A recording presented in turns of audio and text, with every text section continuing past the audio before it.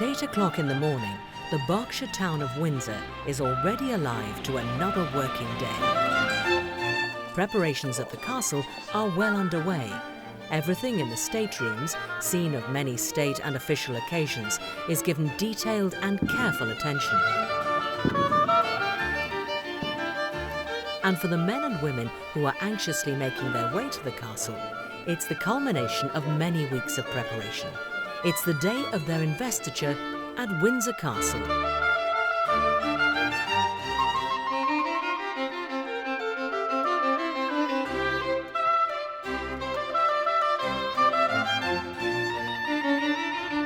A short walk from Buckingham Palace at St James's Palace is the central chancery of the Orders of Knighthood. It's part of the Lord Chamberlain's office and is responsible for governing the orders of chivalry and maintaining the records of all appointments within each order. They also take the lead in organising investitures and the sending out of invitations, together with warrants signed by the King. Lindsay, good morning. Can we just confirm some of the numbers that we are expecting for investitures in the next season? Looking at February, Investiture X in the morning at Windsor Castle with the Prince of Wales. 65. 65, thank you. Just turning, we've got 4 in March. When the various insignia arrive from the manufacturers, each decoration is very carefully scrutinised for blemishes and then stored in the central chancery's vaults to await its recipient. Only a select number of investitures are held at Windsor Castle each year, and recipients and their guests are treated to a sumptuous display of art and indeed history as they carefully make their way through this majestic building. The honours system and the concept of the investiture as we know it today is relatively new, given that the history of the monarchy spans over 1,000 years. Honours for chivalry have been around for centuries, but it was largely due to the King's great-grandfather, George V, who in 1917 established the Order of the British Empire, so that honours could be more widely given to deserving citizens from all walks of life for their contribution to the war effort.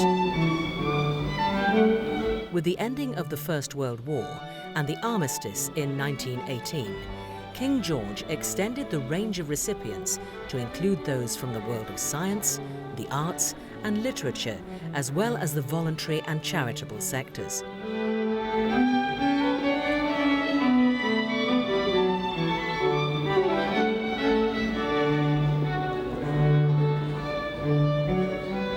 Many countries in the world today have honours and awards of one sort or another, but nowhere is the bestowing of titles and decorations performed in such splendid surroundings and with such grace, style and ceremony.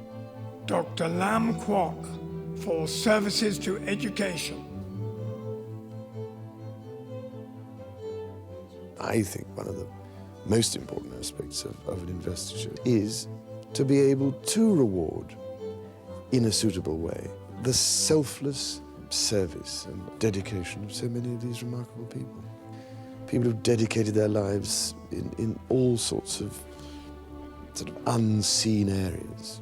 I'm aware, only too aware, that for the vast majority of people who come to an investiture, it is a very important moment in their lives when they've been given an honour and a reward and a thank you for all the marvellous things they've done. When talking with the recipients at these investitures, I'm reminded of all of the great things that they have done to earn their awards, the long service that they have given throughout their working lives, the considerable achievements they have reached, and the selfless commitments they have made to their communities. Those who have deserved recognition do get reached by the honour system, and I've met many of them in my travels around the UK and elsewhere. I hope that the example set by these naturally generous and determined people will not be underestimated, and especially that they will have enjoyed the experience of today.